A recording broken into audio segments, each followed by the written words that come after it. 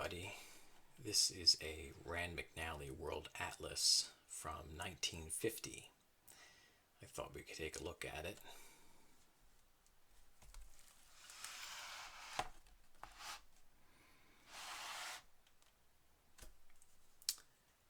Not sure if you can make it out, but here is the copyright 1950.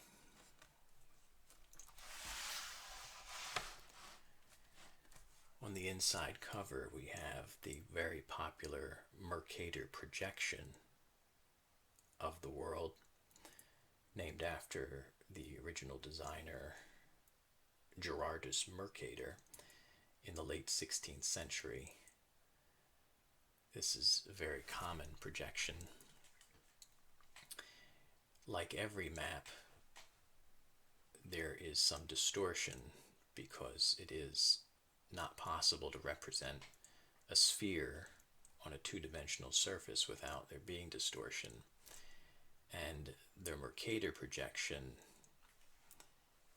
is popular because the middle latitudes are very accurate in terms of proportionality.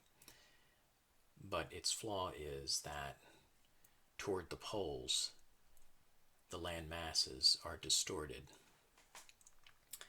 so that specifically, for example, Antarctica is not the size of every other continent combined, nor is Greenland two-thirds the size of North America,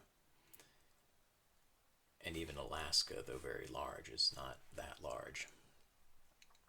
So toward the North and South poles, one cannot trust the proportions of the land masses, but toward the middle, it's highly accurate.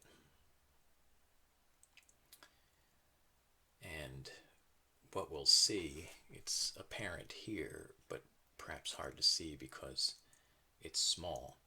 But as we'll go through this, what we'll find is a different planet from the one we now inhabit in terms of its political boundaries. But over a period of 65 years, one would expect there to be considerable changes.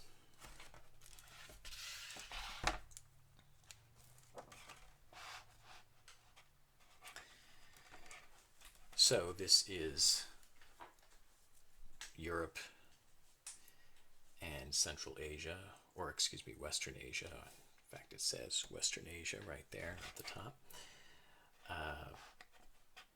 The most dominant thing we see here is the Soviet Union, which is this gigantic mass, and even that is not all of it. The Soviet Union existed between 1917, the time of the Russian Revolution, to 1991, specifically December 25th, 1991 is when it dissolved. The flag came down on the 1st of January 1992. And now, of course, this area is composed of many different countries, the names of which are identifiable here. So this is labeled Turkmen, which is modern day Turkmenistan, and then we have Uzbekistan, and then Kazakhstan. We have labeled here Kyrgyz, which is now today's Kyrgyzstan, and then Tajik, Tadzhik, which is now modern Tajikistan. And then here we have Armenia and Azerbaijan, Georgia, all separate countries now. White Russia, or Bielorussia, is here. Moldavia is here. And then, of course, the central Russian heartland. And not to mention the Baltic states, Estonia, Latvia, Lithuania.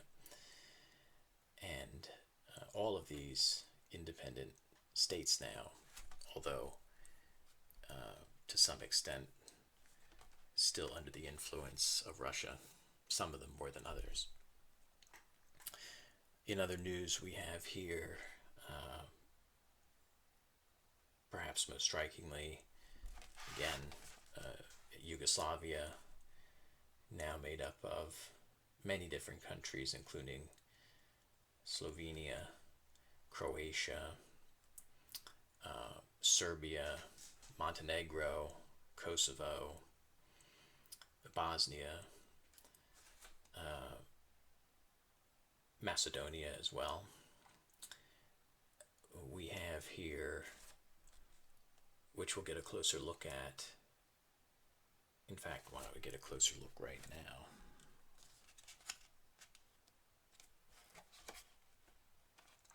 Oh, I should point out, by the way, that you see here is the Aral Sea. Well, the Aral Sea no longer exists for all intents and purposes.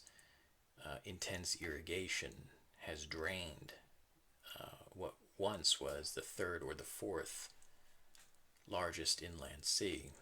And if one were to look at Google Earth, for example, or a satellite view, this sea has practically disappeared due to it being drained away by the irrigation. Really an environmental catastrophe. I think it's also worth pointing out we see here Stalingrad, which had not been renamed yet to Volgograd. Leningrad is up here, which of course is today's St. Petersburg, and of course it was originally St. Petersburg before it was renamed. So you have a lot of Soviet era names, which makes sense because this was a Soviet era map.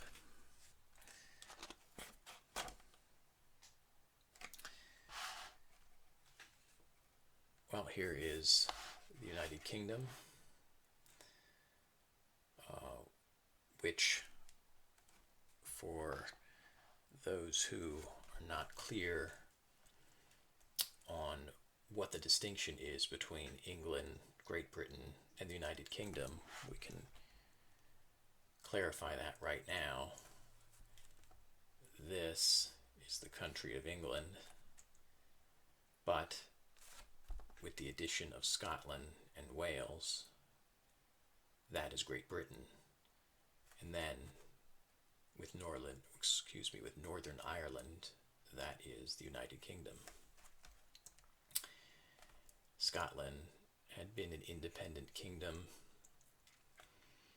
but was united voluntarily with with England in 1707.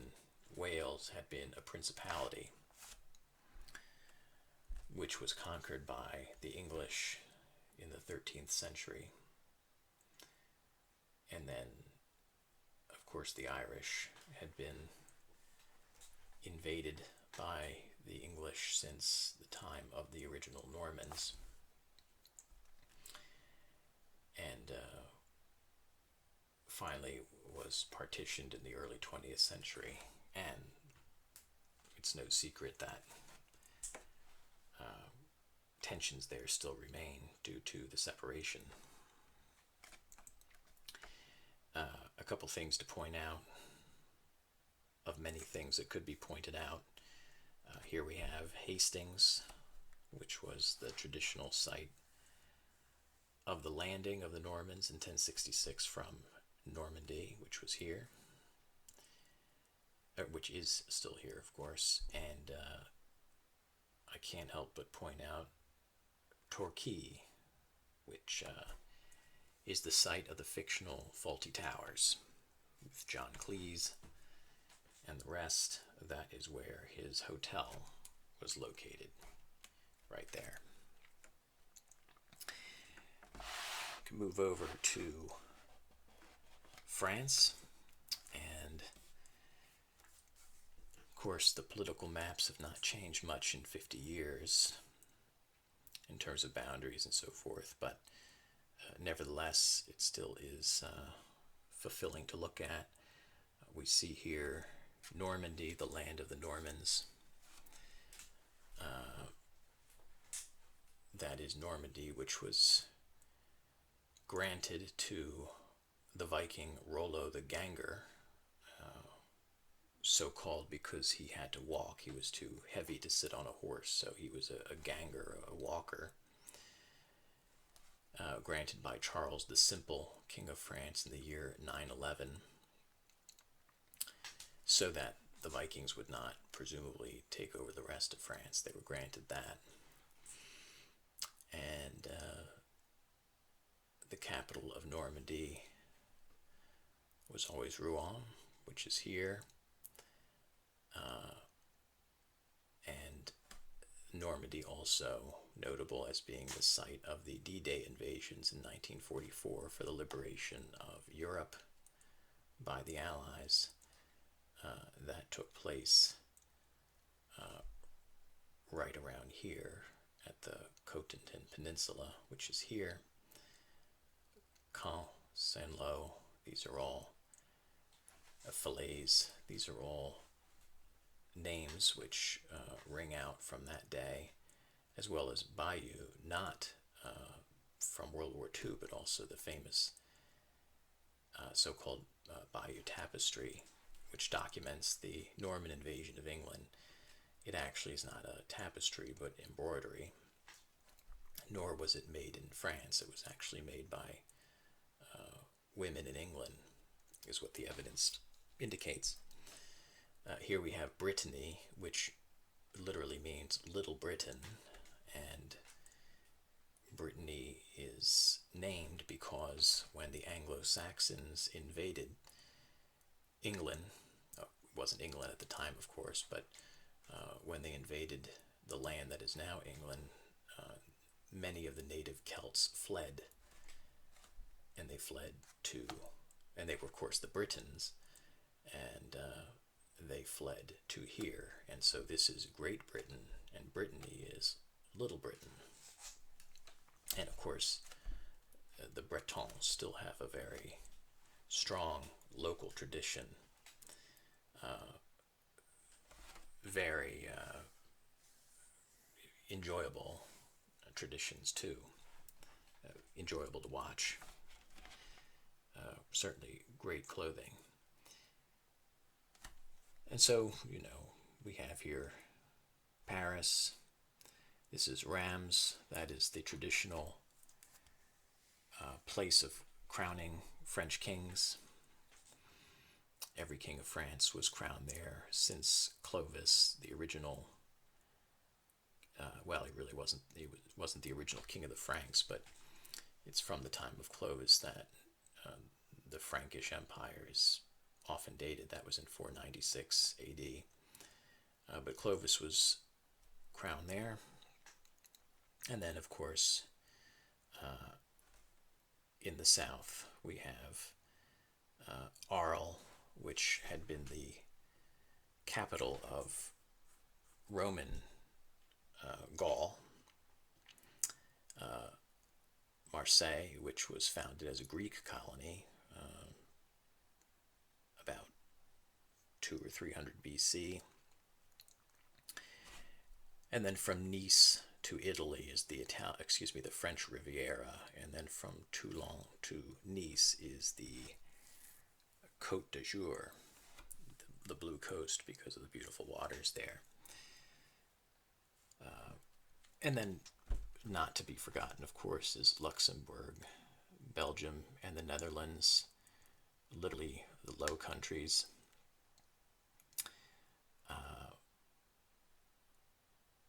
Some folks will notice that the name Harlem here is indeed similar to Harlem, a part of New York City, and that is because we will recall that New York City was founded as New Amsterdam, and so it was simply, the name was transferred by the original Dutch settlement or inhabitants. Utrecht is here. There was a peace treaty signed there in 1714, the War of Austrian Succession, as I recall. The Hague, which is the site of the World Court, you see underneath the Gravenhage, the name of the Hague is, it's the field of the counts, or the margraves. So, for example, the title Marquis has analogs in Margrave and in other countries, and the field of the Dutch Margrave is Gravenhage, which was then nicknamed The Hague, and the name stuck. In Belgium, we have Ghent. Some folks may recall the name John of Gaunt in British history, who was the son of King Edward III, who ruled Britain during the regency of Richard II. Well, John of Gaunt was born in Ghent. Gaunt is like a corruption of the word Ghent. He was born there because his mother was from this region. Malmedy is there. That was the site of a infamous massacre in World War II in December during the Battle of the Bulge. A massacre of American troops, many of whom were wounded. Okay, well, moving on. So this is very striking. This, of course, is Germany, but it is a united Germany. Now, this atlas is from 1950, but in May 1949, the Federal Republic of Germany was proclaimed, and in November 1949, the Democratic Republic of Germany was established. That is West Germany and East Germany, respectively. But that division is not reflected in this map, which suggests that the map was certainly designed earlier than those dates and was not changed in time to be published in this book. So Germany remains united, which it would not be united again until October of 1990. So this perhaps is one of the last cartographical depictions of a united Germany. And yet, I'm not sure it's possible to see on camera, but maybe it is. But the zones of control by the Allies are in fact stamped here. SOV is here, BR, FR, US, FR. This was the Soviet realm of control, the British, the French, and the US. And the regions here were combined to form West Germany, and the Eastern region was combined to form, well, not combined, it was simply established as East Germany, with Berlin as the capital, but which was also divided in half between the Allied sector and the Soviet sector. This, even though it appears to be United Germany, in fact, really was not. Looking around here, we see some other things that don't exist anymore. For example, Czechoslovakia, which is, of course, now the Czech Republic, and Slovakia. Poland, of course, still certainly exists. Yugoslavia, again, does not. Here we see Lombardy, which is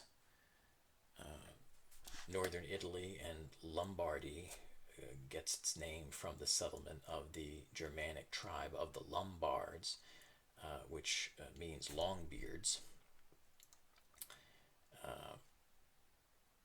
And we see here in Czechoslovakia, Bohemia,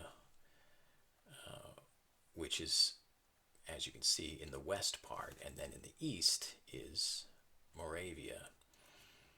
Those are the two dominant regions, or at least most well-known ones of this region. Pomerania is here. That is presumably where the cute dogs come from. Hanover is where the Hanoverian kings originated in Great Britain. George I, onward, certainly through William IV. We also see here, let's see, Stuttgart, which is where Mercedes-Benz comes from. Freiburg is here, or Freetown. Munich, where the infamous Munich Agreement was signed in 1938, which acceded to Hitler's demands for the Sudetenland. Cologne, or Köln, is here. Cologne originally being literally it means colony, and it was a colony for former Roman soldiers. It is one of the oldest German cities. We see here Ach, which I know I'm pronouncing terribly, but that's the best I can do. This is also sometimes called Aix-la-Chapelle, at least it was when it was French. And those both refer to it being on the water. But the reason I point that out too is that was the seat of Charlemagne, the great Frankish emperor, who was also the first Holy Roman Emperor, crowned on Christmas Day, 800. We see here too Dusseldorf. Dusseldorf was the site of a school of art in the early 19th century, which influenced American art, specifically landscape art. Albert Bierstadt, who had German heritage and who painted amazing panoramas of New York, that is to say specifically the Hudson River School, which some of you may have heard of, the Hudson River School of landscape painting in the first half of the 19th century in the United States, was heavily influenced by a similar school of painting in Dusseldorf, so we owe a lot to that. Well, okay, so moving on. Here we have the eastern portion, excuse me, I keep saying that, is the western portion of what was then the Soviet Union, but that, of course, no longer exists. Here again are the Baltic countries, Lithuania, Latvia, and Estonia. Along here was the Pale of settlement of Jewish people that were pushed from the west and the east to form a band. And it was that Pale of settlement that the Nazis went after in World War II, and indeed during the Soviet, or I should say the Russian pogroms in the late 19th century, they also attacked the Pale of settlement. For those of you who are fans of the Three Stooges, Moe, Curly, and Shemp's parents came from Lithuania. Now, of course, those are independent Baltic states. They were really the first places to declare their independence when the Soviet Union started to disintegrate in 1990. This, of course, is the Crimea, which has been annexed by Russia from the Ukraine, which is here. Down here, we have Istanbul, which means the city in Turkish, formerly Constantinople, the city founded by Constantine in 330 to be the new capital of the Roman Empire and which was the eastern capital for 1100 years.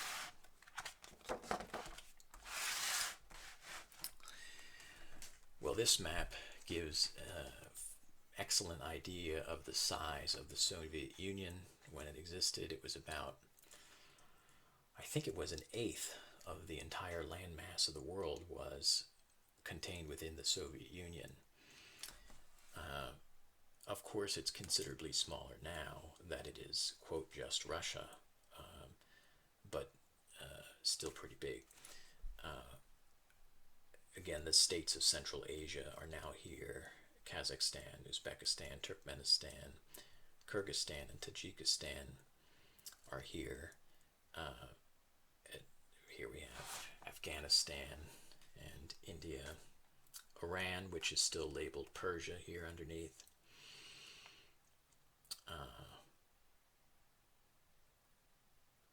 Here we see the town of Sverdlovsk, which was where the last Russian Tsar and his family were killed as part of the Russian Revolution. It is now Ekaterinburg, since renamed, but that is where that happened. Oh, and here is, we'll probably get another view of this, but here is Korea, which is here depicted as united. The Korean War started June 25th, 1950, not before this map was designed, and so we see a united Korea there with the capital at Seoul.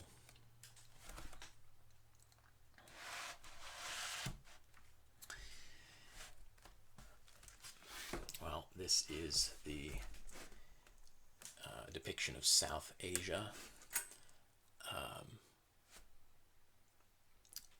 We see here that Pakistan and India are different countries. What I mean is that the partition of Pakistan and India had only happened a few years before, in 1947. A separation between Muslim Pakistan and primarily Hindu India. A very tumultuous and chaotic process that was. A lot of forced migration, a lot of people who had to leave their homes in both countries. And this was done by the British, who were trying to maintain peace from religious conflict, but it was a pretty harsh way to do that. Here we see Pakistan as well, which really here would be East Pakistan, but is now Bangladesh, which was declared in, say, 1974. This is labeled as Ceylon, but of course is not Ceylon anymore. We have here Burma, which was subsequently known as Myanmar because of a military coup, which kept Myanmar/Burma in isolation for quite some time, until really just in the past few years. But here it was still Burma.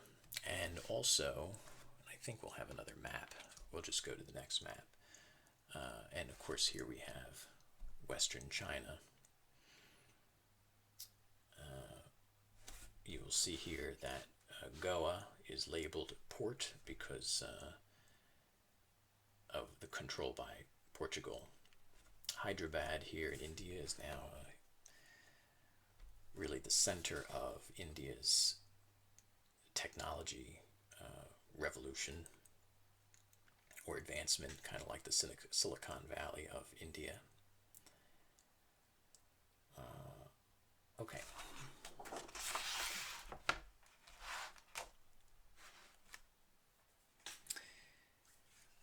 Well, here is East Asia, and again we see United Korea here, and the Soviet Union here, and we see here labeled Formosa, which is now Taiwan, and it's also labeled Taiwan. At this time, Taiwan was considered to be the, quote, Republic of China. That is to say, after the communist victory in mainland China, the Republican forces, led by General Chiang Kai shek, fled to Taiwan, while Mao Zedong began his rule in mainland China. The most significant thing we can say at the moment is that the place names are in the Wade-Giles system, which is the older way to transcribe Chinese names. Obviously, Chinese is not written in Roman letters, so it's transliterated into Roman letters using the two most popular systems, one being Wade-Giles, which is here and older, and the other one being Pinyin, which is more modern and preferred. So, for example, this is labeled Chongqing, which is now under Pinyin called Chongqing, and that's considered more accurate. This is Sichuan, which now would be Sichuan, which, by the way, means 5 rivers.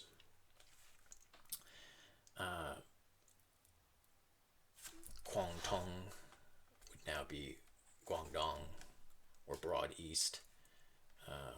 Guangxi, or Guangxi, I guess it's pronounced there, now Guangxi. Fujian, now Fujian. Nanking would now be Nanjing. Shantung would now be Shandong, or Mountain East would be the translation.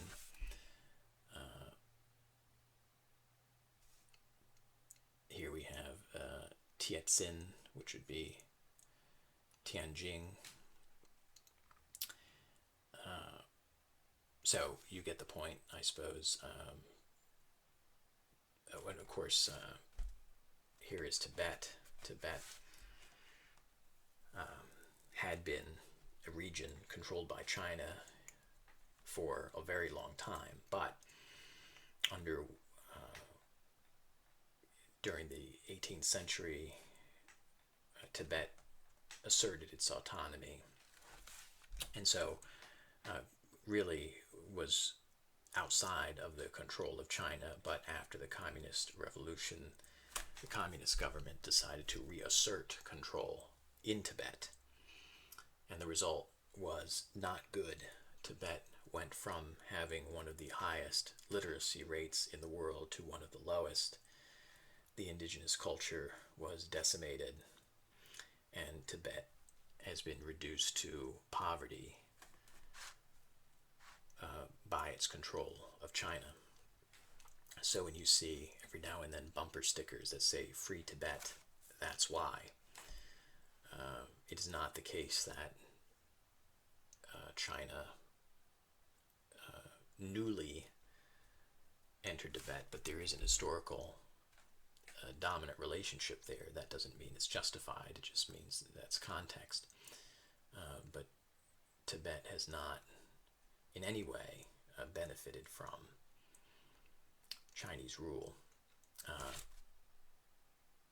We see here Xinjiang, which is now Xinjiang, or New Frontier is what that would read in China. And this is the land of the Uyghurs, the Muslim Uyghurs, who now are experiencing an influx of Han Chinese. And the attempt there by the government is to, shouldn't say subjugate, but it's to quash or quell or stifle Uyghur nationalism there. Again, Uyghurs are Muslim, and China, is officially atheistic. And so, over the last few years, there have been nationalist uprisings, I guess you could say, conflict, because the Uyghurs are concerned about having what happened to Tibet happened to them as well. All right. So, down here we have extreme Southeast Asia, I guess you could say. We have Indonesia, and yet you see here Netherlands, New Guinea. Here is Malaysia, which is referred to as Malaya. The Philippines,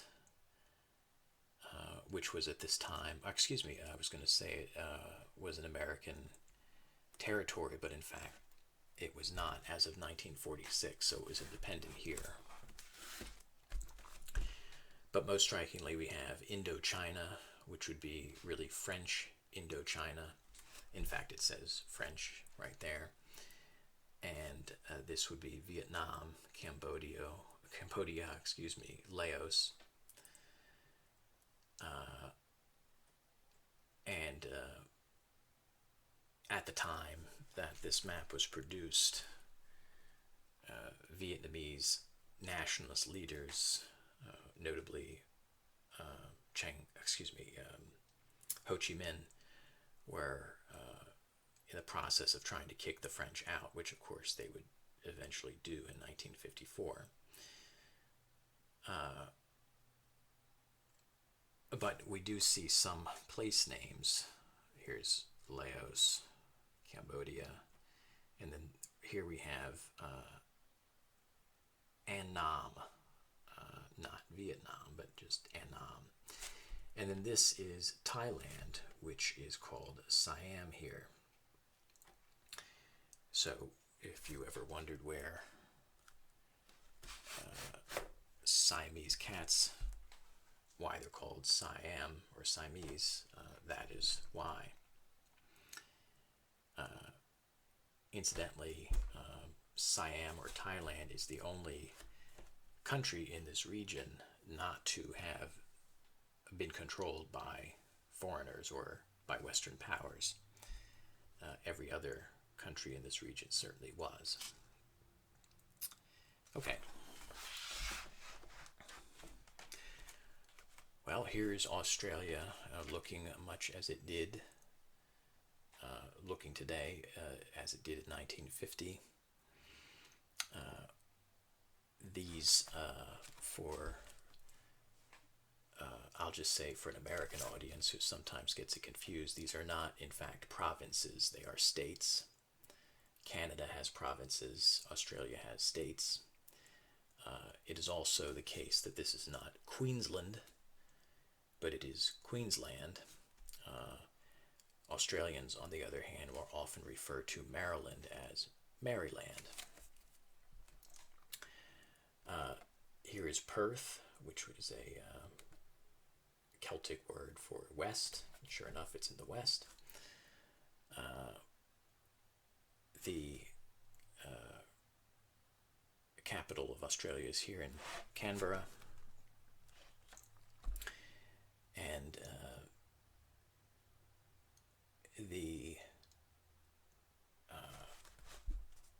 here in Western Australia, there is a very lucrative mineral export and mining operation going on now, particularly up here, so that Australia is really emerging as a strong player in the market and in the production of valuable raw materials.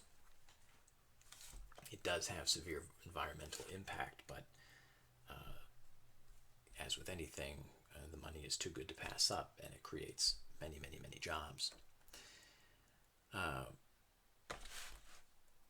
This is referred to as the Gold Coast because of its excellent shorelines and great surfing, which I cannot particularly attest to for various reasons. And down here is Tasmania, home of the Tasmanian devil. So they say.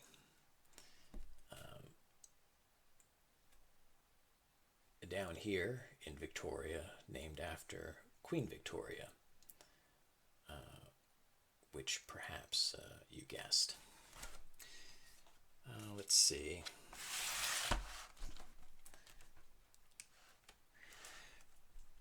Well, here we have Africa, and this is where this atlas really shows its date.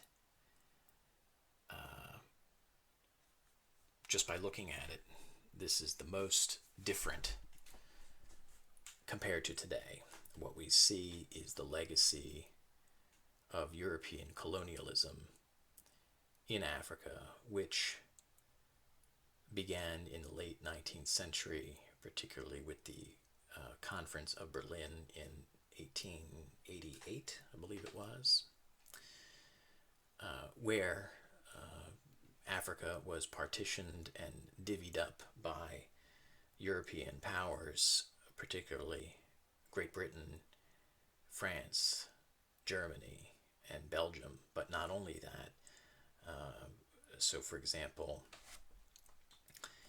this was controlled by Portugal. In fact, it says there Portugal.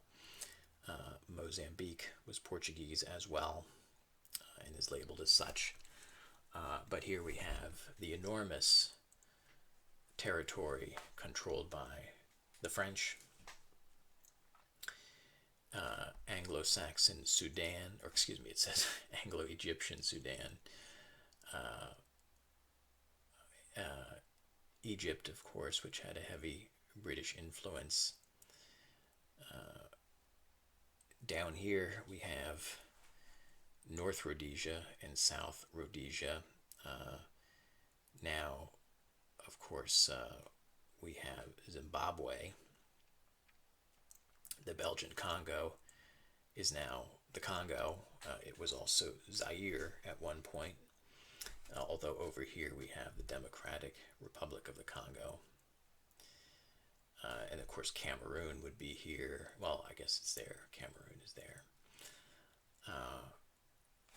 We have the Gold Coast and the Ivory Coast, now renamed, of course, the Cote d'Ivoire and the Gold Coast. We have Benin and Togo there now. And of course, the Gold Coast is Ghana now.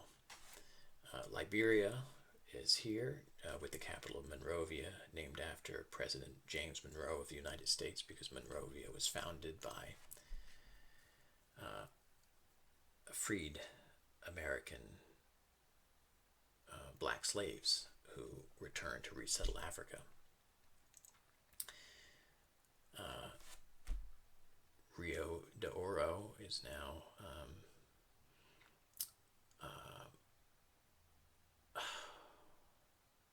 what the hell is this? It is now, well, now I forget what the hell it is.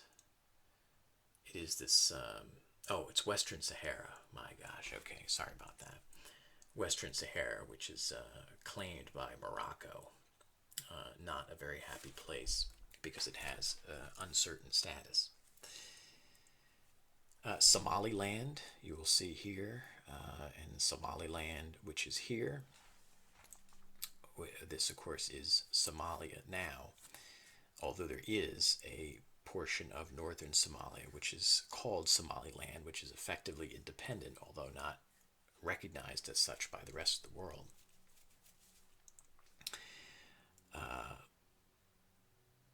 Which is much more peaceful than the rest of Somalia. Tanganyika and Zanzibar eventually merged to form Tanzania. And of course, at this time, South Africa was a segregated country. Of course, so was the United States, but the point is that they were practicing apartheid at that time.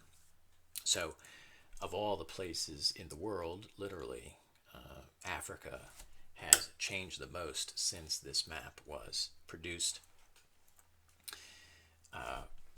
The changes started to take place in the 1950s, and in the early 1960s, practically all of these places were declared independent, whether they were released by their home countries, so to speak, not home countries, but the countries that ruled them, or they fought brief wars of independence in the really in 1960 to 1962. And by the early 1960s, all of these places were independent for the most part.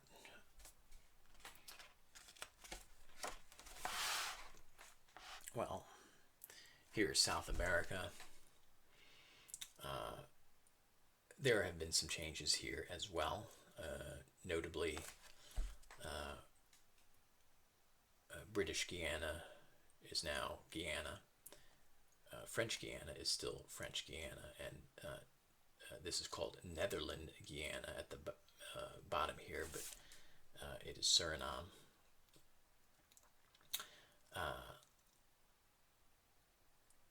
But most of the map here is the same as it is today, except for those name changes.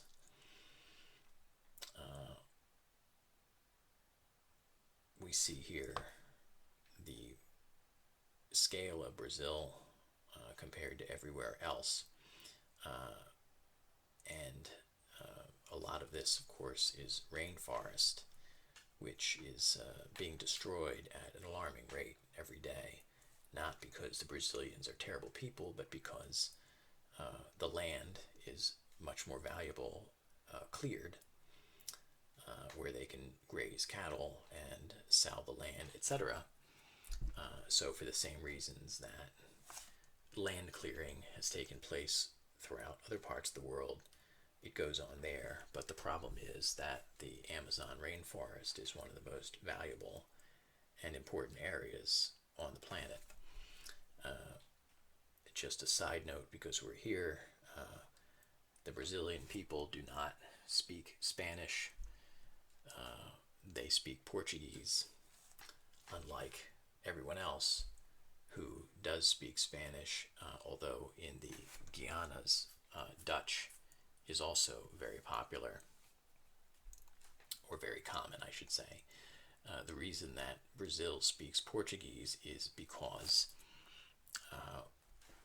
truth being stranger than fiction, when Pope Alexander VI divided the world in half between the Spanish and the Portuguese in 1493 with the Treaty of Tordesillas, the line passed right about here. And so everything to the east went to Portugal, everything to the west went to Spain. And so Brazil fell in the Portuguese half of the world. And so the Brazilians got that, and they speak Portuguese, whereas everyone else speaks Spanish. Obviously, other countries in the world did not take kindly to being divided between the Spanish and the Portuguese. But at the time, the native peoples of South America were not in a position to object, although they certainly tried valiantly over hundreds of years. This is a close-up of southeastern Brazil, showing Rio de Janeiro, the capital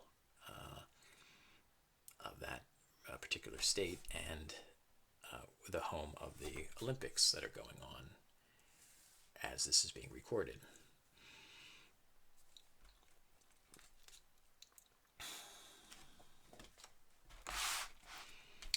southern South America, showing Chile here and Argentina, land of silver. That's where the name comes from.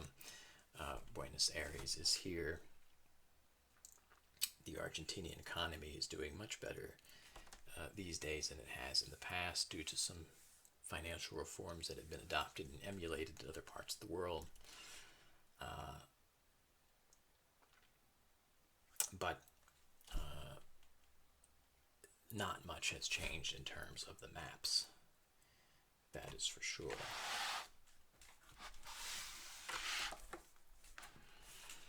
And here we see Mexico, showing all the states. And again, nothing really has changed here, although I guess I should say that we see here British Honduras, which is now Belize. But Guatemala, Honduras, Nicaragua, all the same. Cuba, of course, at this time was largely controlled by United States interests, although it was before the Communist Revolution when this map was done.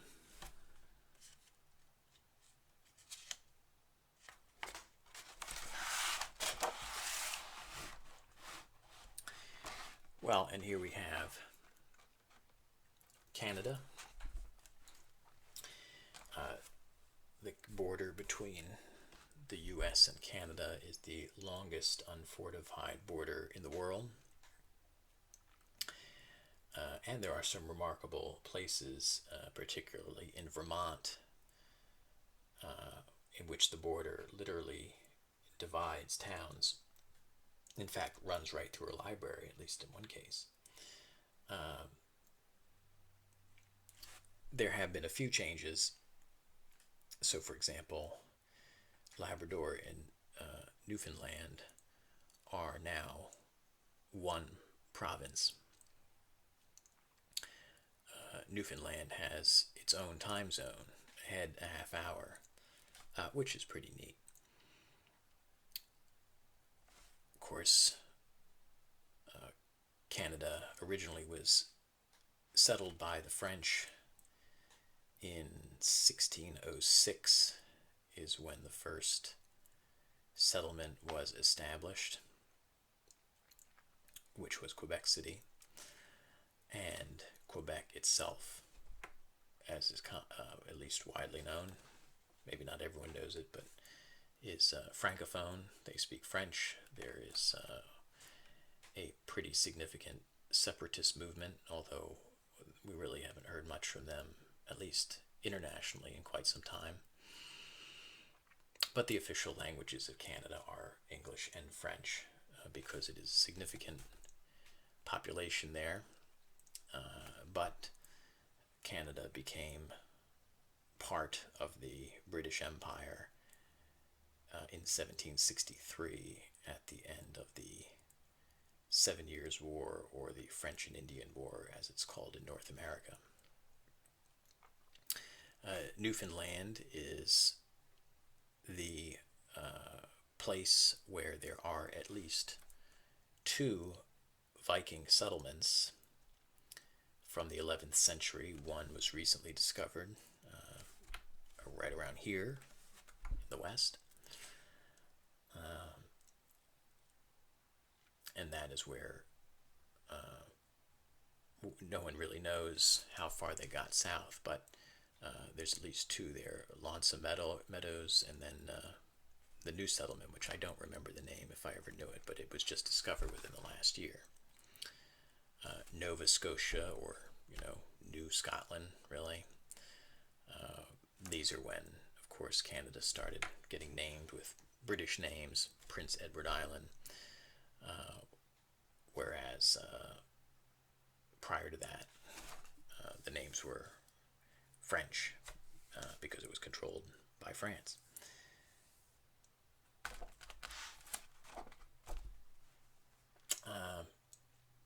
Everything else is the same here. There have not been any other changes. The Northwest Territories are the same. The Yukon is the same. real changes here in the last 65 years that I can detect apart from what has been said.